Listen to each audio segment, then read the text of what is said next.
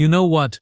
I have been teaching at the Galactic Institute for Advanced Species for 73 cycles now, and I thought I had seen everything. Every kind of student, every type of arrogance, every form of stupidity. But nothing, and I mean absolutely nothing, prepared me for the human they assigned to my quantum mechanics class. His name was Marcus Flynn, Australian apparently. Whatever that meant, the first time he walked into my lecture hall I almost laughed. Actually no. I did laugh, right in his face. Could not help it.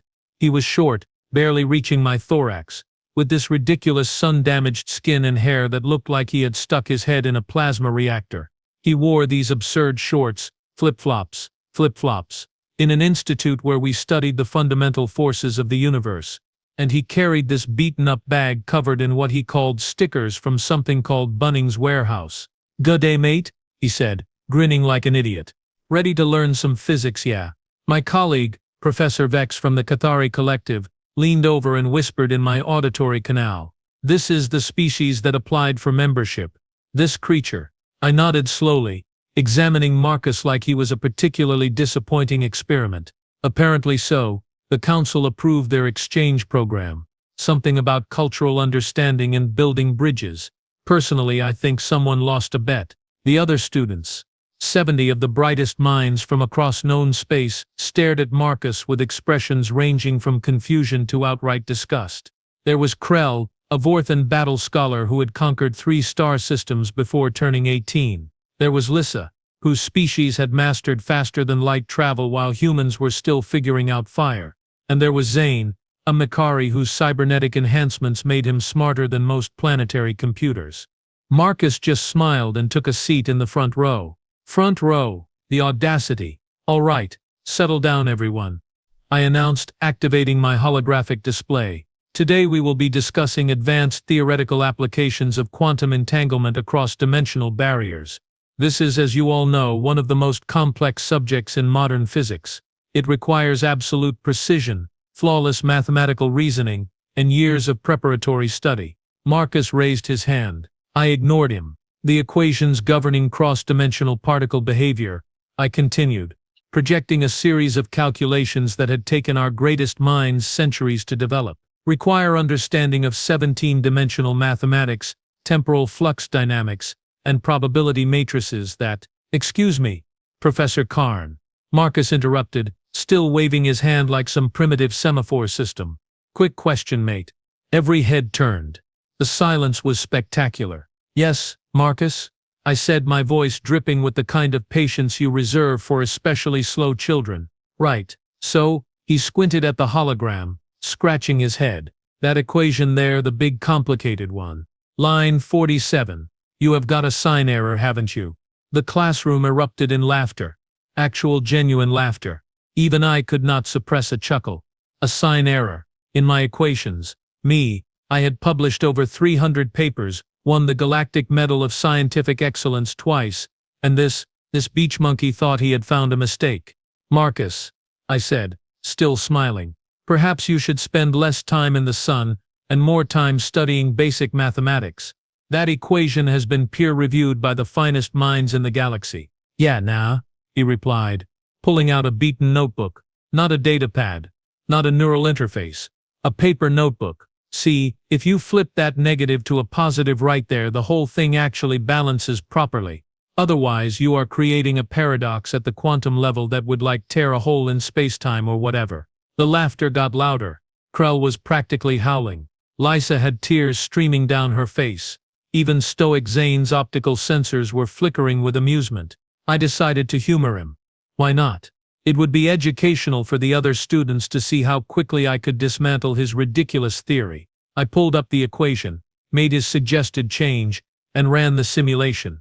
The hologram flickered. Then it stabilized. Then it produced a result that was 47% more efficient than the original calculation. My 3 hearts stopped beating simultaneously. "See?" Marcus said cheerfully. "Easy fix, mate. Happens to everyone. I messed up my calculus homework just last week because I forgot to carry a 2. Nearly blew up my calculator, figuratively speaking." The laughter died. Suddenly. Nobody was smiling anymore. "That must be a computational error," I stammered, running the simulation again. Same result. The original equation has been used for decades. It is the foundation of our entire dimensional travel network. Well, your dimensional travel network must be running at like what, half efficiency then? Marcus shrugged. No worries though. Should be pretty easy to fix once you update all your systems. Vex leaned over again. This time his voice was not amused. Turn, tell me that human did not just accidentally solve a problem that has cost our civilization trillions in wasted energy. I could not answer. I was too busy staring at the hologram, watching decades of my research get casually corrected by a creature who probably could not spell quantum without help. Marcus pulled out a sandwich from his bag. Huh. A sandwich? In my classroom. Anyone else hungry? He asked. I have got Vegemite if you want to try some. Fair warning though, most aliens reckon it tastes like industrial lubricant. And that was day 1. By day 5, I wanted to kill him. By day 10 I wanted to study him. By day 15 I started wondering if maybe, just maybe, we had made a terrible mistake about humans. But I am getting ahead of myself. You want to know what happened? What really happened when Marcus Flynn, the Australian exchange student, turned our entire understanding of the galaxy upside down? Well, buckle up, because this story gets weird. So, here is where things got really interesting. And by interesting I mean absolutely terrifying. Week 3. Midterm examinations. The most important test of the semester, designed to separate the brilliant from the merely competent, questions so difficult that even I needed an hour to solve them when I first wrote the exam. And I literally invented half the theories being tested. The other students were sweating. Well, metaphorically, Lissa does not have sweat glands. Skrell was vibrating with stress. Zane's cooling systems were working overtime. This exam determined who stayed in the program and who got sent home in shame. Marcus showed up 15 minutes late, holding a coffee. Not even apologetic. Sorry, Professor Karn, he said, sliding into his seat. Got lost looking for the bathroom. Your signage is really confusing, mate. Found 3 meditation chambers and a weapons depot, but no dunny. I glared at him. You have 45 minutes remaining. Everyone else has already started. I suggest you begin immediately. No worries, he said, cracking his knuckles. Should be plenty of time. He finished in 12 minutes. 12 minutes. I watched him stand up, hand in his datapad, and stretch like he had just woken from a nap. Right, I am off to grab some lunch. That cafe on level 7 does a decent meat pie. Yeah, cheers, Professor. The other students looked like they wanted to murder him. Honestly, I did too.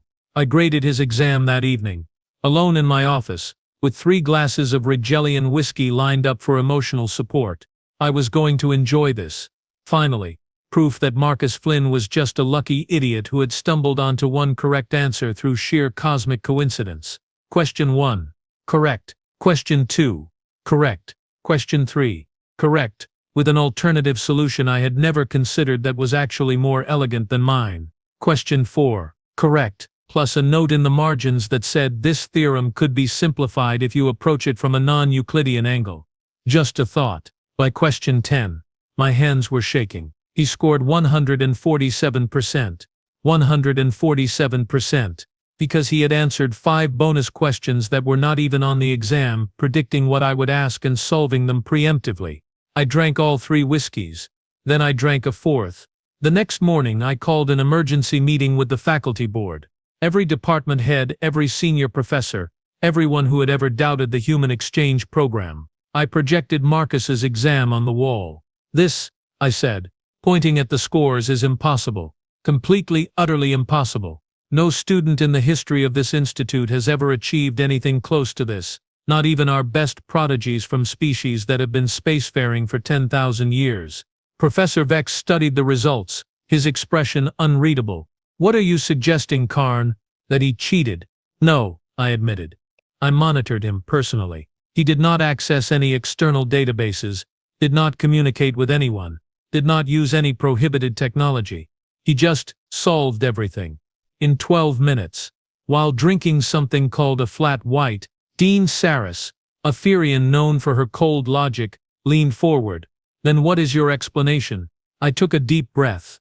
I think we have fundamentally misunderstood humans. We thought they were primitive, backwater, lucky to have discovered space travel at all. But what if we were wrong?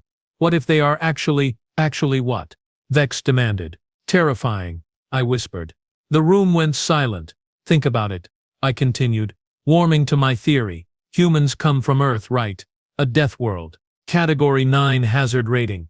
Extreme gravity, violent weather, deadly predators, toxic plants, and they evolved without any natural weapons, armor, or even basic environmental resistance. They should have gone extinct millions of years ago. Saris nodded slowly. Continue. But they did not go extinct. Instead, they became the apex predator of their entire planet. They hunted animals 50 times their size.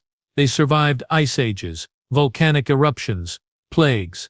They conquered every environment from frozen tundras to scorching deserts. And then when they ran out of things to conquer on their planet, they looked up at the stars and said, "Yeah, let's go there too." Your point, Karn? Vex asked. My point is that survival on a world like Earth requires problem-solving skills that we cannot even comprehend.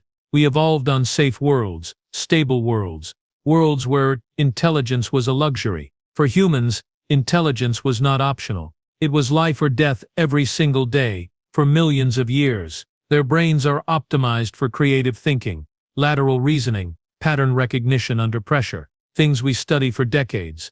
They do instinctively. The room erupted in argument. Half the professors called me crazy. The other half looked genuinely concerned. That afternoon, Marcus wandered into my office, munching on something he called Tim Tams. "Hey, Professor Karn," he said. "Heard you had a faculty meeting about me. Everything all right?" I stared at him. This ridiculous creature in his ridiculous shorts and his ridiculous optimism. This representative of a species we had dismissed as barely civilized. "Marcus," I said carefully, "how did you solve those exam questions so quickly?" He shrugged. "I dunno, mate. Just seemed obvious. Yeah, like once you see the pattern it all clicks into place. Kind of like Sudoku but with more math." "Sudoku," I repeated flatly. "Yeah. You know those number puzzles? Great for long flights. I do them all the time." I laughed. I could not help it. A genuine, slightly hysterical laugh. "Marcus, do you have any idea what you represent, what your species represents?" "A friendly neighbors," he offered. "No," I said. "You represent the most terrifying thing the galaxy has ever encountered. A species that evolved to survive the impossible and makes the impossible look easy." Marcus grinned. "Aw, thanks, Professor. That is real nice of you to say." "It was not a compliment," I muttered. "But you know what? Maybe it should have been. Because 3 months later when the Cathari Collective tried to invade human space, thinking they would be an easy target, well, let me just say that Marcus's solutions to impossible problems suddenly made a lot more sense. The galaxy learned a valuable lesson that day. Never ever underestimate the species that says no worries while casually rewriting the laws of physics. And me? I wrote a paper titled Humans, An Apology. It won the Galactic Medal of Scientific Excellence. Again,